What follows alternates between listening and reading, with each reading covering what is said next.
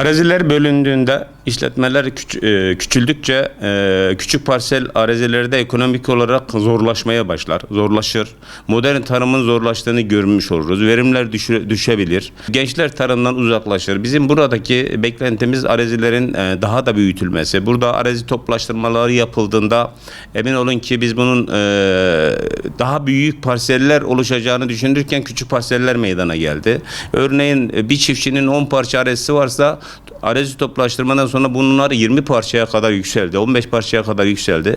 Bunlara dikkat ederek Tarım Bakanlığımız tarafından evet bu miras yoluyla bölünen parçalara kesinlikle engel olup arazileri daha büyük parçalara getirilmesi gerektiğini düşünmekteyiz. Tarım arazilerinin gerçekten imara açılması, sanayileşmesi yani sanayi üretim alanlarının konulması tarıma verilmiş en büyük bir zarar olarak görüyoruz. Türk tarımına verilmiş olan bir zarar olarak görüyoruz. Tarım arazileri imara açıldığında gıda üretimi azalır. Gıda fiyatları az üretim olduğundan dolayı artar. Çiftçi üretimden uzaklaşır. Doğal dengelerin bozulmasına neden olur.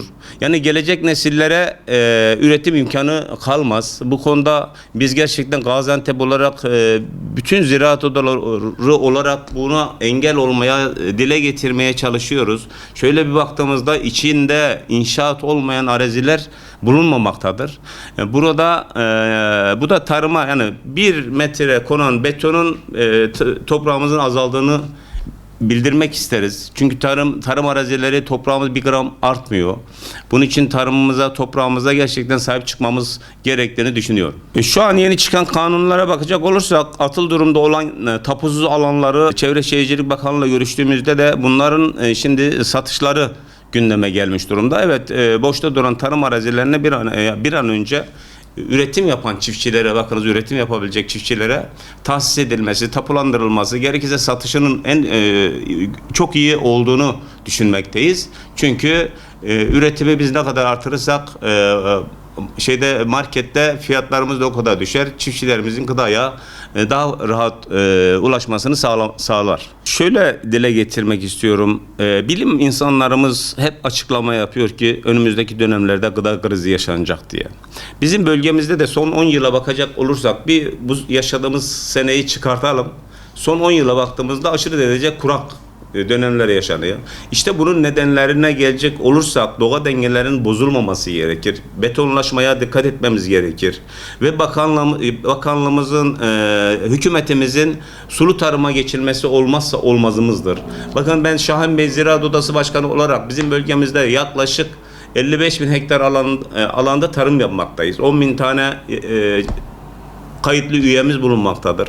Burada bu kadar arazinin %82'si kıraç alanlardır. Burada Fırat'ın suyu burnumuzun dibinden akıyor deyim yerindeyse.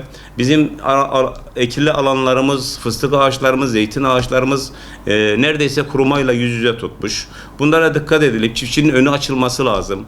Aksi durumda bakınız şu an TÜİK'in açıkladığı yaş ortalaması 59,5'a gelmiş çiftçinin yaş ortalaması. Bunlara dikkat edilmesi lazım. 59 yaşındaki bir çiftçimiz bir 10 yıl daha tarım yaptığını düşünecek olursak arkadan gelen gençlerimiz olmadığı takdirde bu bizim tarım alanlarımızı kimlere ektireceğiz? Bunlara dikkat etmemiz lazım. Genç çiftçilerimizi, genç evlatlarımızı köylere yönlendirmemiz lazım. Yönlendirmek için tabii ki köylerde sağlık koşullarını, eğitim koşullarını iyi yaşanılabilir hale getirmemiz gerektiğini düşünüyorum. Burada da hükümetimize büyük işlerin düştüğünü, tarım olmazsa olmazımız bakın. Önümüzde yıllarda tarım krizinin, gıda savaşlarının yaşanacağı söylenmektedir. Bunlara tedbir bir an önce alınması lazım. Geç kalmış durumdayız ama zararı neresinden dönersek orası kârdır. Bir an önce tedbir alıp gıdamızı korumamız lazım.